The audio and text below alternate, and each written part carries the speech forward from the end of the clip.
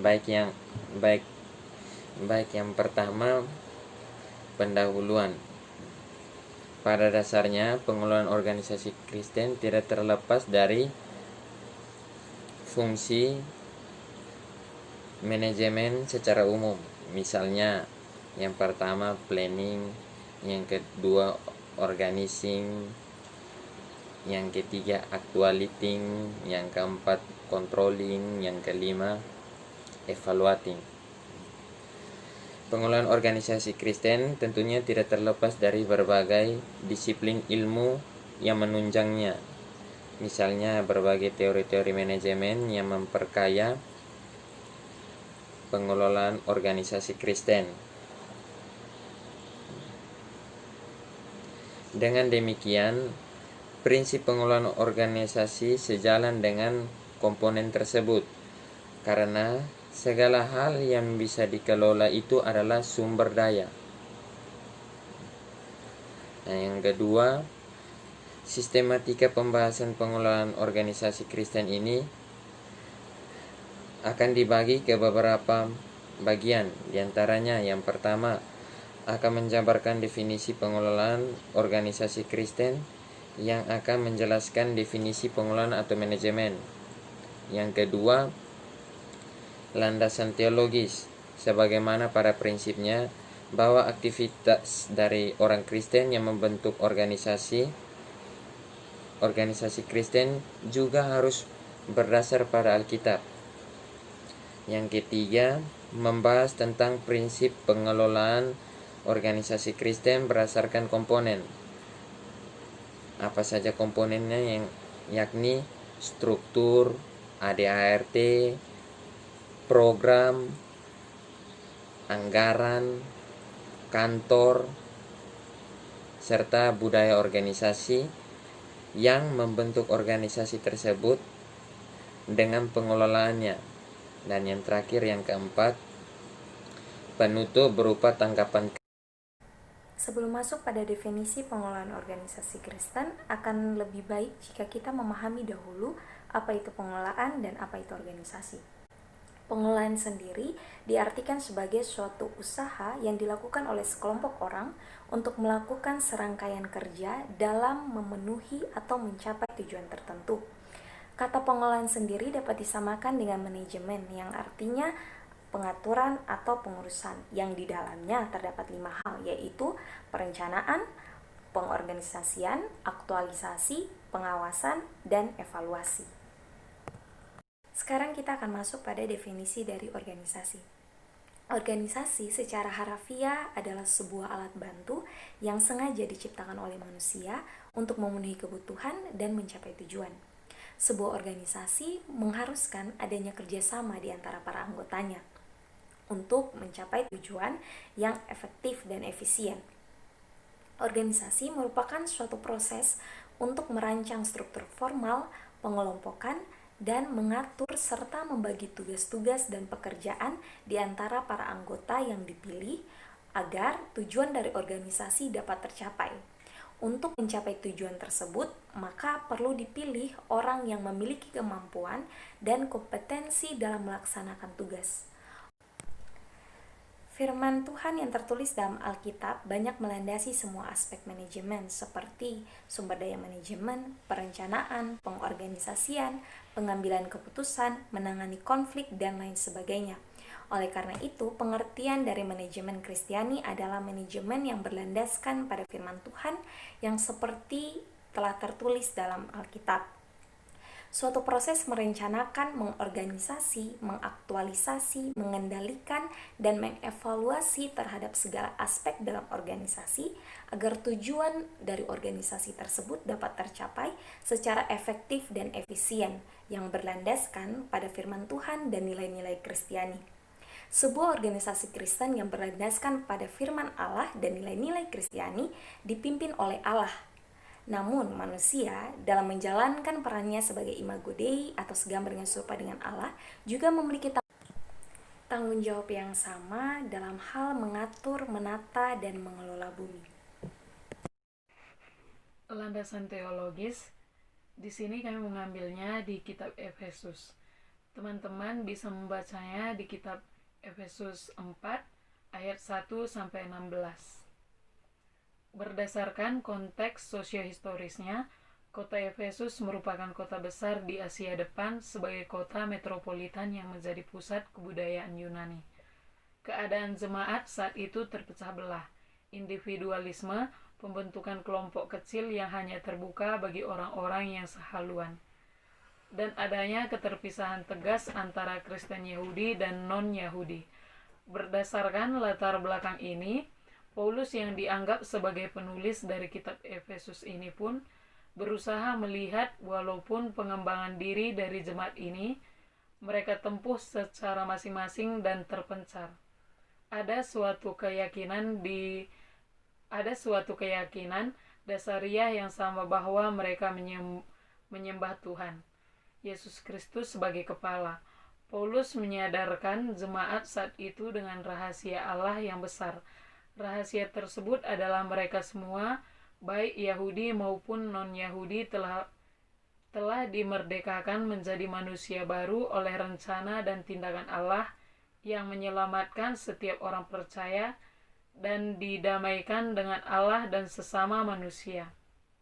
Berdasarkan kasih karunia dan kebenaran Allah melalui Kristus yang disalib, kemudian diangkat sebagai tubuh Kristus.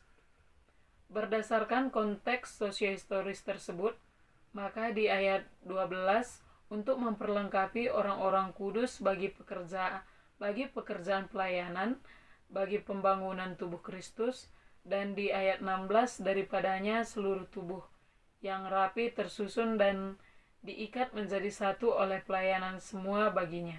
Sesuai dengan kadar pekerjaan, tiap-tiap anggota menerima pertumbuhannya dan membangun dalam kasih. Ayat ini telah menegaskan bahwa manusia merupakan kesatuan organisasi sebagai tubuh Kristus dan Kristus yang menjadi kepalanya.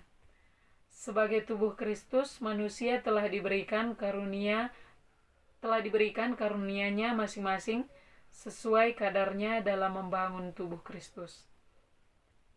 Sebuah analogi singkat untuk memahami tubuh Kristus yakni serupa dengan manusia yang memiliki tubuh dengan segala anggota gerak dan bagian-bagian tubuh lainnya. Di antaranya kepala, tangan, kaki, dan lain-lain, memiliki fungsi masing-masing yang saling melengkapi untuk menunjang kehidupan manusia. Karunia-karunia ini dianugerahkan Allah kepada gereja untuk memperlengkapi orang-orang kudus sehingga dapat melayani. Maksudnya, melayani merupakan tugas semua orang kudus, bukan hanya salah seorang saja. Para pemimpin diangkat dengan tugas memperlengkapi orang-orang percaya untuk melaksanakan pelayanan ini.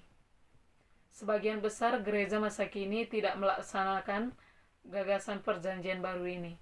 Dengan demikian, berdasarkan ayat ini, maka organisasi Kristus pun adalah tubuh Kristus yang menjalankan fungsinya masing-masing sesuai kadarnya, serta kepalanya adalah Kristus sendiri sebagai pemimpin organisasi.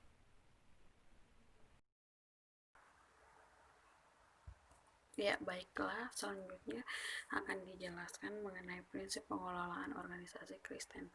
Nah, sebuah organisasi memiliki berbagai sumber daya manajemen seperti manusia, materi, yaitu yang berupa uang, bahan, mesin, metode, atau cara.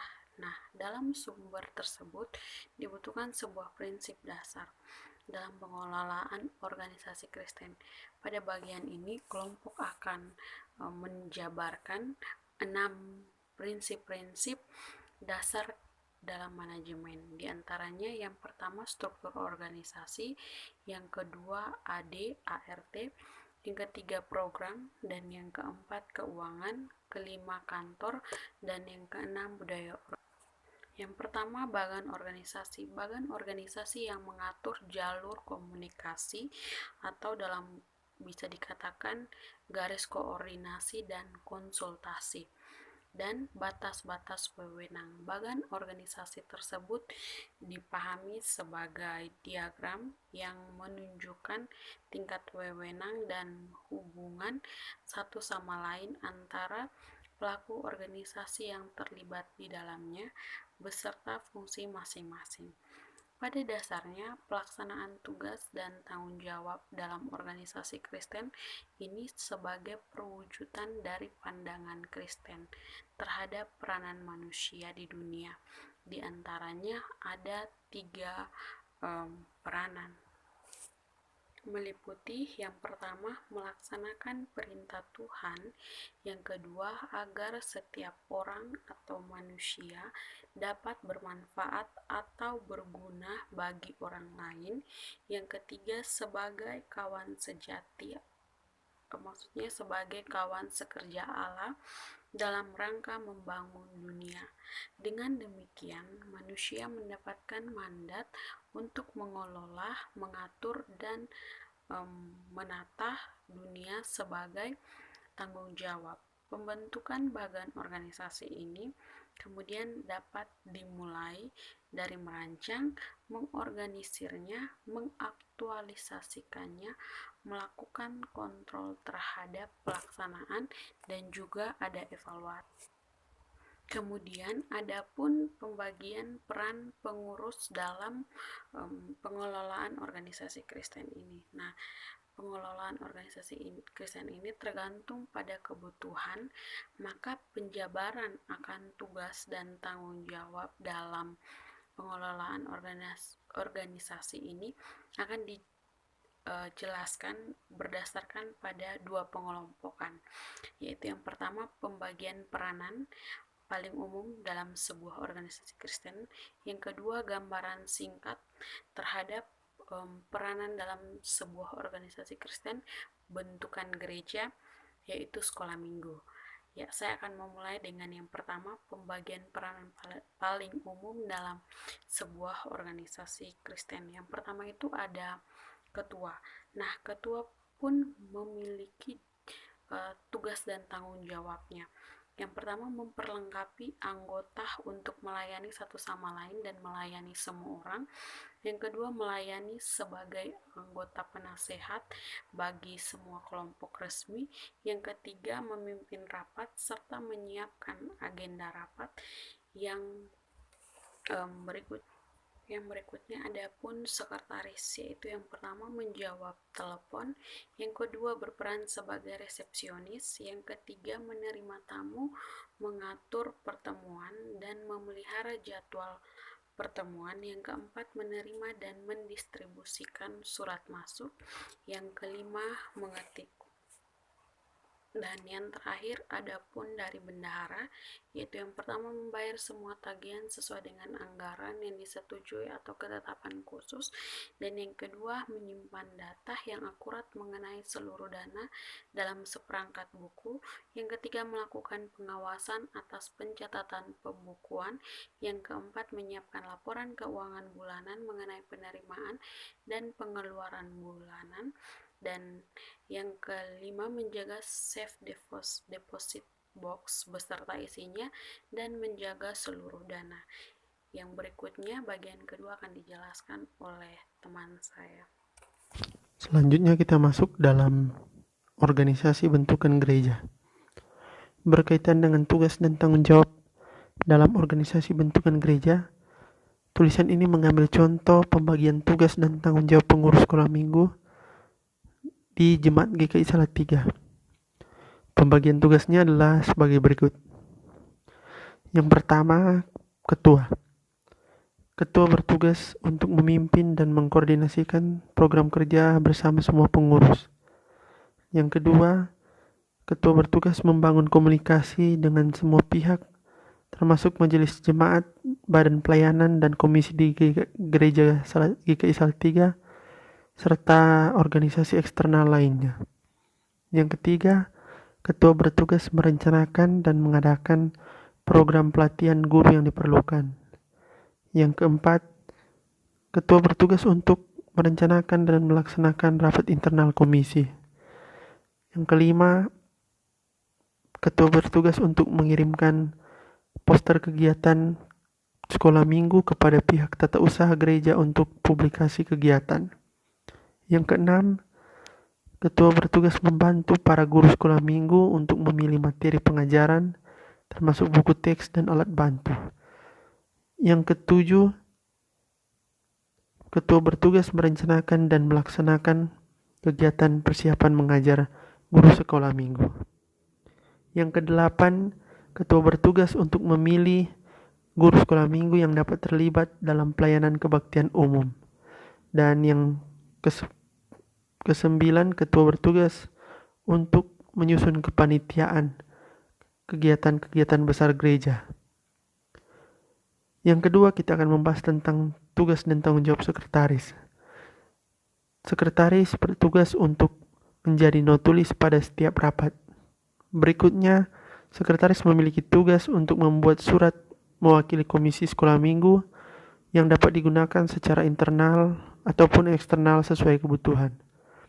Yang ketiga, ketua sekretaris bertugas untuk bertanggung jawab mengarsipkan setiap surat yang keluar dan masuk.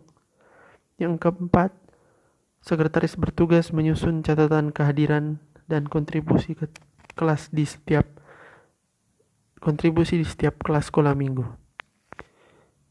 Berikutnya, sekretaris bertugas untuk menyiapkan laporan, khususnya yang berkaitan dengan jumlah kehadiran, data pelaksanaan ibadah, dan database anak dan guru sekolah minggu. Dan yang terakhir, sekretaris bertugas untuk bekerja sama dengan tim inventaris untuk mencatat barang inventaris milik komisi sekolah minggu. Berikutnya, tugas dan tanggung jawab bendahara. Yang pertama, memperhatikan dan mendata penggunaan dana pada setiap program kerja. Berikutnya, membuat alokasi anggaran sesuai jangka waktu yang ditentukan majelis gereja. Selanjutnya, membuat dan menyerahkan laporan penggunaan dana setiap bulan kepada majelis jemaat dan tata usaha gereja. Dan berikutnya, bertugas menghitung, mencatat, dan menyerahkan persembahan yang dilaporkan kepada majelis jemaat. Dan yang berikutnya, bertugas untuk menyerahkan biaya deklarasi kepada pelayan firman sesuai dengan yang telah ditentukan oleh gereja.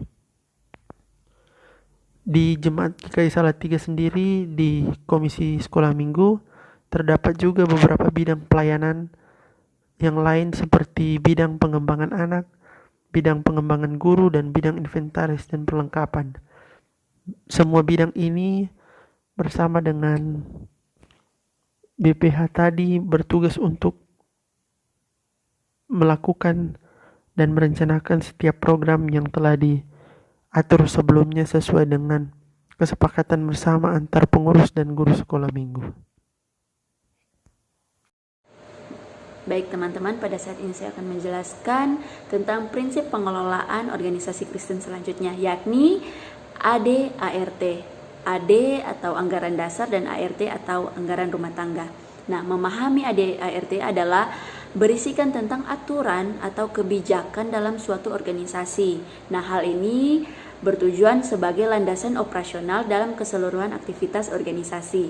Nah, memahami AD sendiri biasanya dia berisikan batasan-batasan dalam pekerjaan. Nah, biasanya dia bersifat untuk menjelaskan pertanyaan tentang apa. Contohnya, dia menjelaskan pendahuluan, nama kegiatan, tujuan, kemudian batasan-batasan terkait keanggotaan.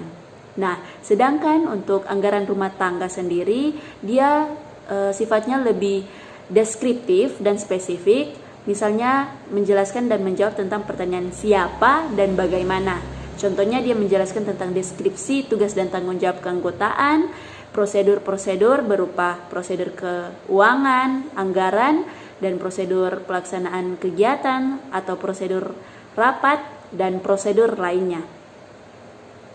Baik teman-teman, prinsip pengelolaan organisasi Kristen selanjutnya yakni pengelolaan program.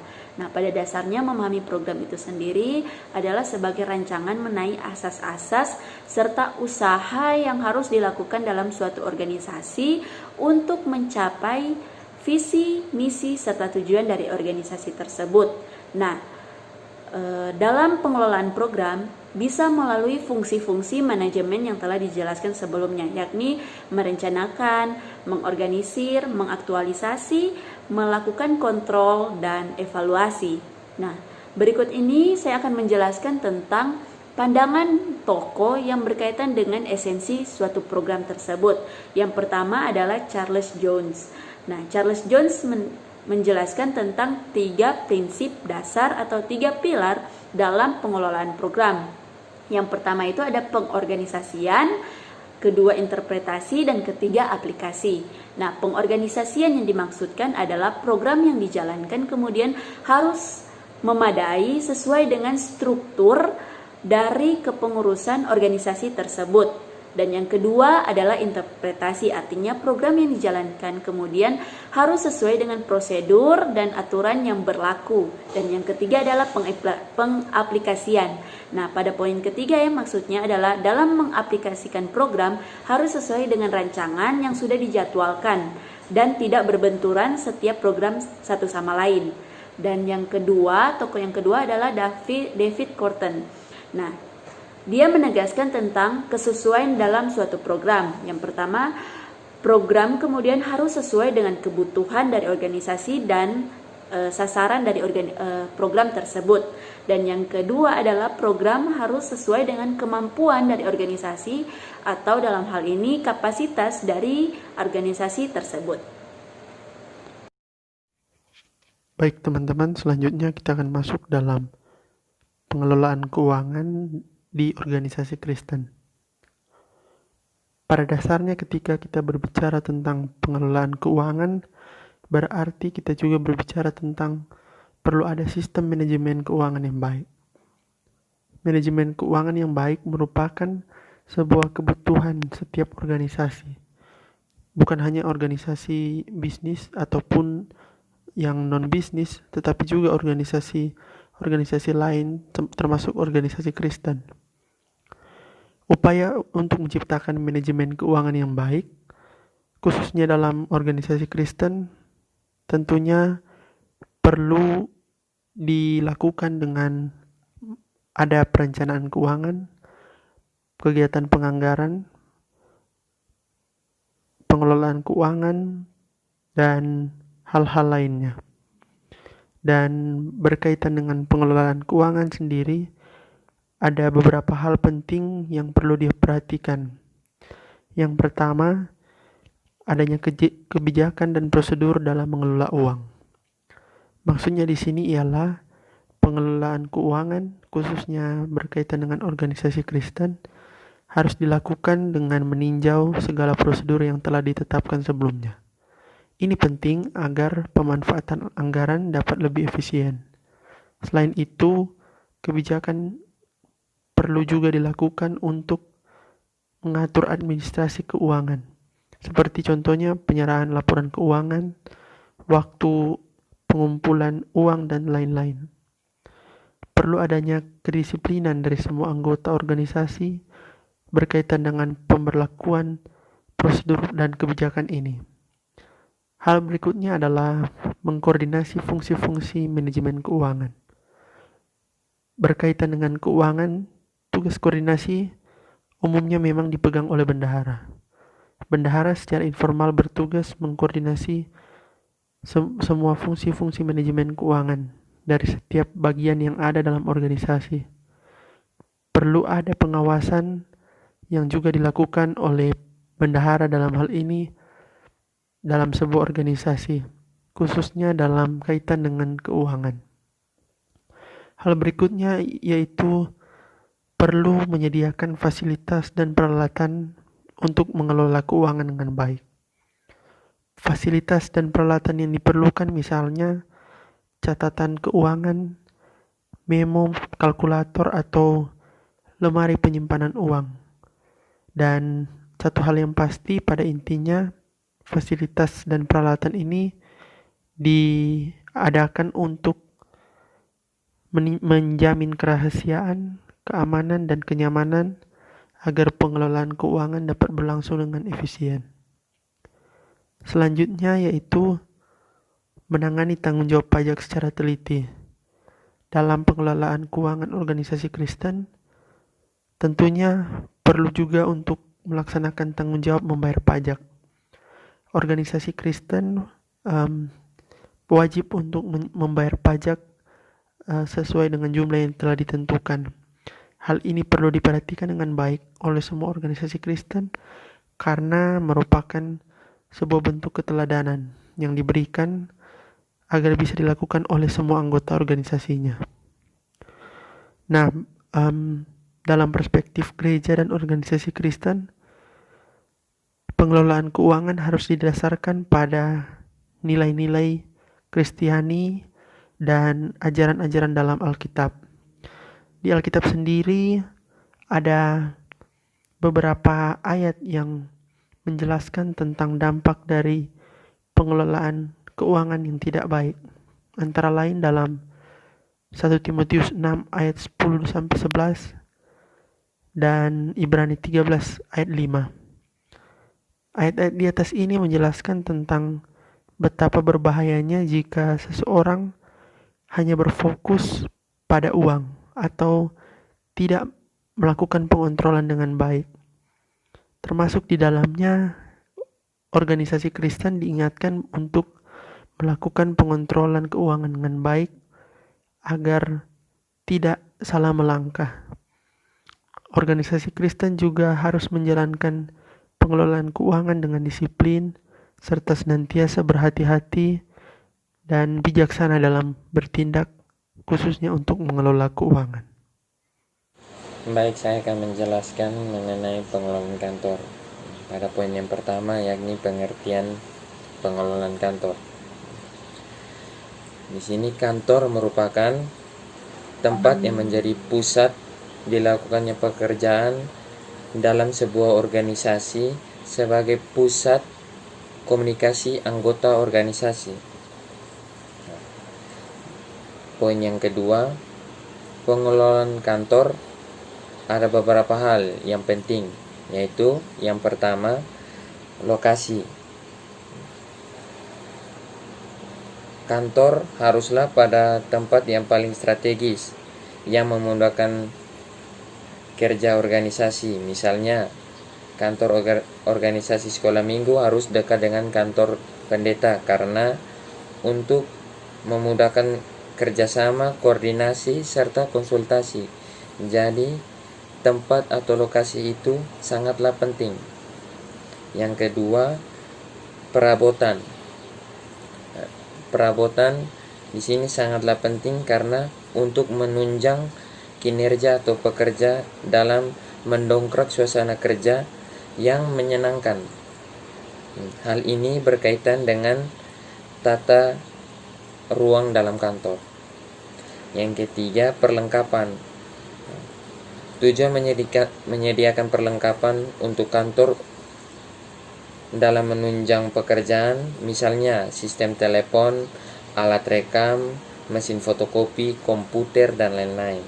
Nah, dan yang keempat, pekerja.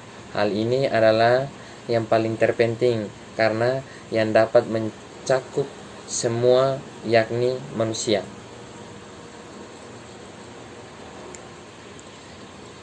Poin yang ketiga, pengelolaan terhadap kantor pun bisa dilakukan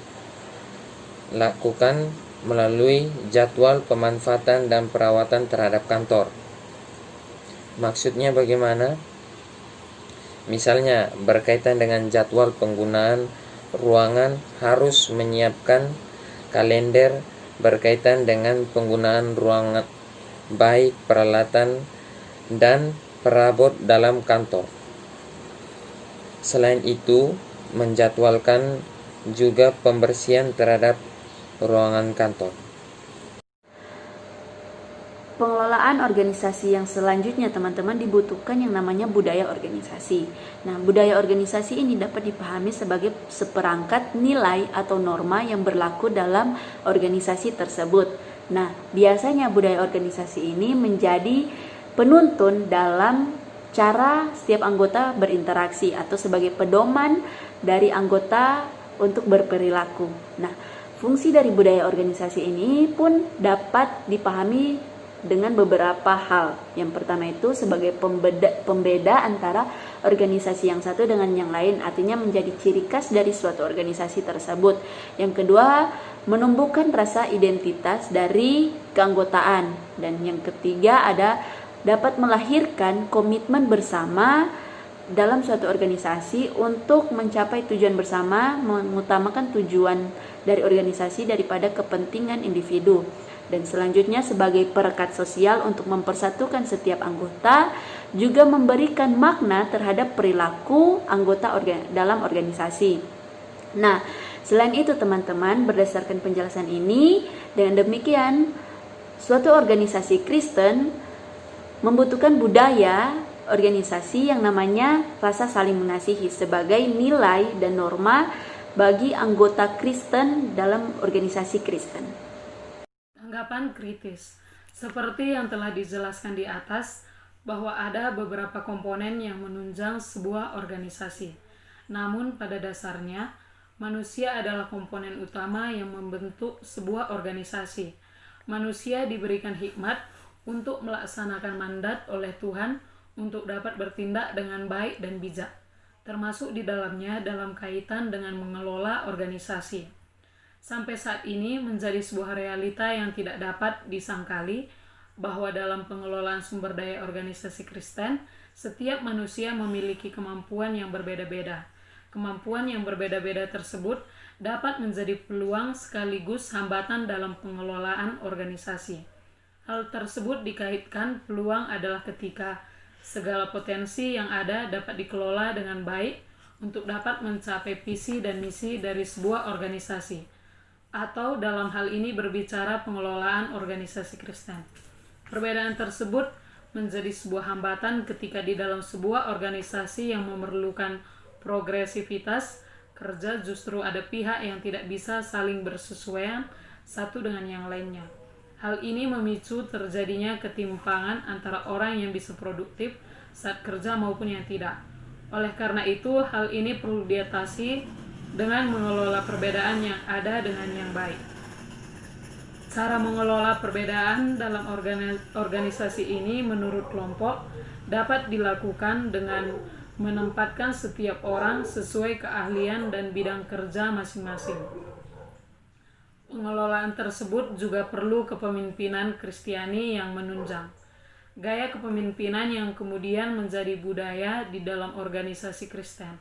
Seperti dijelaskan pada budaya organisasi sebelumnya, bahwa organisasi Kristen harus dilandaskan pada prinsip kasih. Berkaitan dengan hal ini, maka menurut kelompok, pengelolaan organisasi harus dilakukan dengan gaya kepemimpinan filiarki. Artinya, pengelolaan tersebut didasarkan pada kasih persahabatan. Organisasi Kristen bukan meninggalkan seorang sahabat dalam ketidaktahuan, tetapi merangkulnya sebagai sahabat untuk terlibat dalam mengelola organisasi. Kesimpulan dari kelompok, sebuah organisasi Kristen yang berlandaskan pada firman Allah dan nilai-nilai Kristiani dipimpin oleh Allah. Manusia menjalankan perannya sebagai imago Dei, yaitu segambar dan serupa dengan Allah, yang kemudian juga memiliki tanggung jawab dalam hal mengatur, menata dan mengelola dunia ini. Terbentuknya organisasi Kristen tidaklah terlepas dari segala komponen penyusun yang terintegrasi satu sama lain. Komponen tersebut adalah manusia dan materi, antara lain misalnya struktur organisasi, program, peraturan, keuangan, kantor, serta budaya organisasi. Komponen dalam sebuah organisasi Kristen haruslah sesuai dengan nilai-nilai luhur sebagaimana yang termasuk dalam Alkitab. Manusia sebagai subjek yang mengelola organisasi haruslah menggunakan hikmat dan kebijaksanaannya ketika mengelola sebuah organisasi agar kemudian yang menjadi visi, misi, dan tujuan organisasi dapat tercapai. Oleh sebab itu, agar dapat melaksanakan pengelolaan yang efektif dan efisien, Segala komponen yang sekaligus juga adalah sumber daya dari manajemen haruslah dapat dilaksanakan berdasarkan fungsi-fungsi manajemen yang yaitu perencanaan, perorganisasian, aktualisasi, pengontrolan, serta evaluasi.